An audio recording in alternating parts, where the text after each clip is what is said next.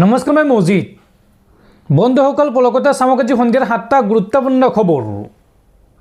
প্ৰথমটো খবৰ, NRC নহয়, বাংলাদেশী চিনাক্ত কৰিবলৈ DNA টেষ্ট কৰক। 1951 চনৰ মুছলমান ভোটাৰসকলৰ বংশ ৰাজহুৱা কৰিব লাগে আৰু NRCত নাম কৰ্তন হোৱা 10 লাখ লোকক ডিটেনশ্যন কেম্পলৈ প্ৰেৰণ কৰিব লাগে।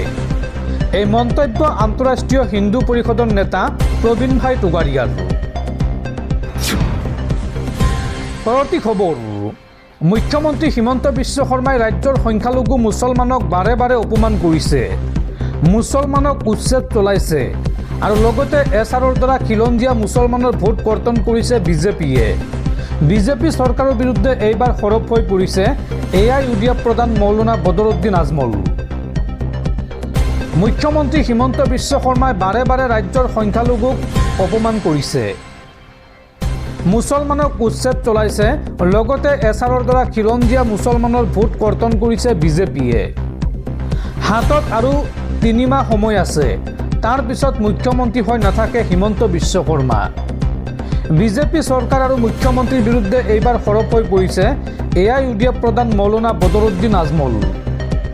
বদৰুদ্দিন আজমলে এই সন্দৰ্ভত কয়, মিয়াক কোনোৱে আক্ৰমণ কৰাৰ চেষ্টা কৰিলে ধৈৰ্য ধৰক, আল্লাহৰ ওচৰত দোৱা কৰক, নামাজ পঢ়ি দোৱা প্ৰাৰ্থনা কৰক, আল্লাহৰ ওচৰত কান্দক, আল্লাহৰ ওচৰত সকলো বিচাৰ আছে। খিলঞ্জীয়া মুছলমানৰ ভোট কৰ্তনৰ বিৰুদ্ধে ন্যায়ালয়ৰ দ্বাৰস্থ হোৱাৰ হুংকাৰ বদৰুদ্দিন আজমলৰ। ইমান মানুহৰ নাম কেনেকৈ কাটিব পাৰে? হিমন্ত বিশ্ব শৰ্মা কোন হয়? এই মন্তব্য বদৰুদ্দিন আজমলৰ। আজমলে লগতে কয়, হিমন্ত বিশ্ব শৰ্মাৰ নিচিনা 1 লাখ মানুহ ক'ত যাব পাত্তা নাথাকিব। উজনিত মিয়াৰ বিৰুদ্ধে পোষ্টাৰিং কৰা সকলৰ বিৰুদ্ধে আমি ফাইল কৰি আছোঁ। এজন মিয়া মানুহৰ ওপৰত হাত তুলিলেও আমি আইনৰ কাষ চাপিম। মুখ্যমন্ত্ৰী হিমন্ত বিশ্ব শৰ্মাই ৰাজ্যৰ সংখ্যালঘু মুছলমানক বাৰে বাৰে অপমান কৰিছে। এই মন্তব্য AIUDF প্ৰধান মৌলানা বদৰুদ্দিন আজমলৰ। পৰৱৰ্তী খবৰ, অধ্যাপিকাৰ পদ এৰি পুনৰ ৰাজনীতিলৈ ডক্টৰ জ্ঞানশ্ৰী বৰা।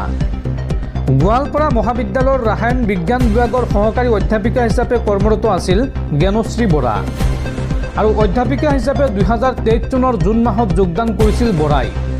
কিন্তু 2026 বিধানসভা নিৰ্বাচনত অৱতীৰ্ণ হ'বৰ বাবে এই সিদ্ধান্ত গ্ৰহণ কৰিছে জ্ঞানশ্ৰী বৰাই। উল্লেখযোগ্য যে 2026 বিধানসভা নিৰ্বাচনত দেৰগাঁও, খুমটাই অথবা মৰিয়নি সমষ্টিত ৰাইজৰ দলৰ প্ৰাৰ্থী হোৱাৰ সম্ভাৱনা জ্ঞানশ্ৰী বৰাৰ। দৰ্শকসকল, আৰু বহুতো গুৰুত্বপূৰ্ণ খবৰ আছে। তাৰ আগতে আপোনাক জনাওঁ যে যদি আপুনি এতিয়ালৈকে এইটো ভিডিঅ'ত লাইক কৰা নাই তেন্তে এতিয়াই ভিডিঅ'টোত লাইক কৰি দিয়ক আৰু এনেকুৱা ধৰণৰ ভিডিঅ' মই নিতৌ চাবলৈ চেনেলটো ছাবস্ক্ৰাইব কৰি কাষত থকা বেল আইকনটো প্ৰেছ কৰি ৰাখক। পৰৱৰ্তী খবৰ, বিপদ বাঢ়িব পাৰে মুখ্যমন্ত্ৰী হিমন্ত বিশ্ব শৰ্মাৰ। মুখ্যমন্ত্ৰী হিমন্ত বিশ্ব শৰ্মাৰ বিৰুদ্ধে সুপ্ৰিম কোৰ্টত আবেদন এইবাৰ জমিয়ত উলেমাৰ। মুখ্যমন্ত্ৰী হিমন্ত বিশ্ব শৰ্মাই শেহতীয়াকৈ আগবঢ়োৱা সাম্প্ৰদায়িক আৰু বিভাজনমুখী মন্তব্যৰ বিৰুদ্ধে এতিয়া উচ্চতম ন্যায়ালয়ৰ দ্বাৰস্থ হৈছে জমিয়ত উলমাই হিন্দ। সংস্থাটোৰ অধ্যক্ষ মৌলানা মাহমুদ মাদানীয়ে দাখিল কৰা এক আবেদনত সাংবিধানিক পদবীত থকা ব্যক্তিসকলৰ বাবে কঠোৰ নীতি নিৰ্দেশনা প্ৰস্তুত কৰিবলৈ আদালতক আহ্বান জনোৱা হৈছে। ৰাজহুৱা কাৰ্যালয়ৰ অপব্যৱহাৰ কৰি কোনো বিশেষ সম্প্ৰদায়ৰ বিৰুদ্ধে ঘৃণা বিয়পোৱাত বাধা দিবলৈ জমিয়তে এই আইনী যুঁজ আৰম্ভ কৰিছে। উল্লেখযোগ্য যে বিগত 27 জানুৱাৰীত এটা ভাষণত মুখ্যমন্ত্ৰীগৰাকীয়ে মিয়া ভোটাৰক ভোটাৰ তালিকাৰ পৰা কৰ্তন কৰা সম্পৰ্কীয় যি বিতৰ্কিত মন্তব্য কৰিছিল তাক লৈ জমিয়তে তীব্ৰ আপত্তি ব্যক্ত কৰে।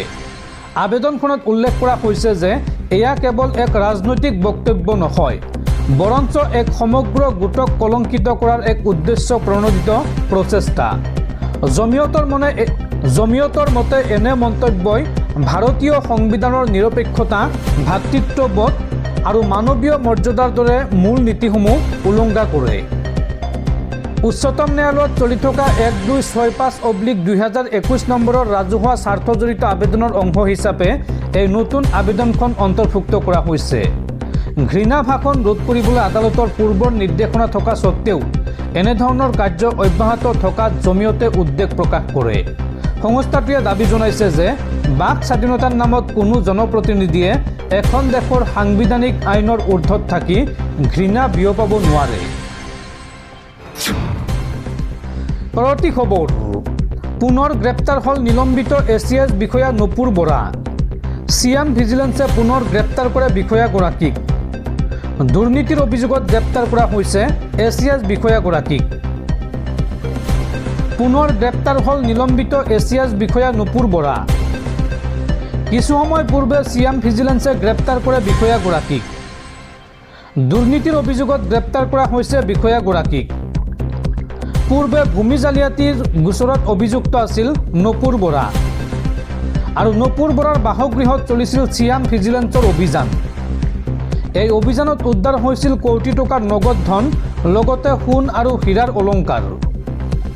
আৰু তাৰ পিছতে নিলম্বিত হৈ আছিল ৰাজচক্ৰ বিষয়াগৰাকী। আয় বহিৰ্ভূত সম্পত্তিৰ অভিযোগত গ্ৰেপ্তাৰ কৰা হৈছিল পূৰ্বেও এইগৰাকী বিষয়াক। আৰু অৱশেষত আজি পুনৰ গ্ৰেপ্তাৰ কৰা হৈছে নিলম্বিত এইগৰাকী এছিএছ বিষয়া নুপুৰ বৰাক। পৰৱৰ্তী খবৰ, হোৱাটছএপ ব্যৱহাৰকাৰীলৈ জৰুৰী খবৰ। ভাৰতত বন্ধ হ'ব পাৰে হোৱাটছএপ। এই সন্দৰ্ভত মেটাক কঠোৰ সকিয়নি সুপ্ৰিম কোৰ্টৰ।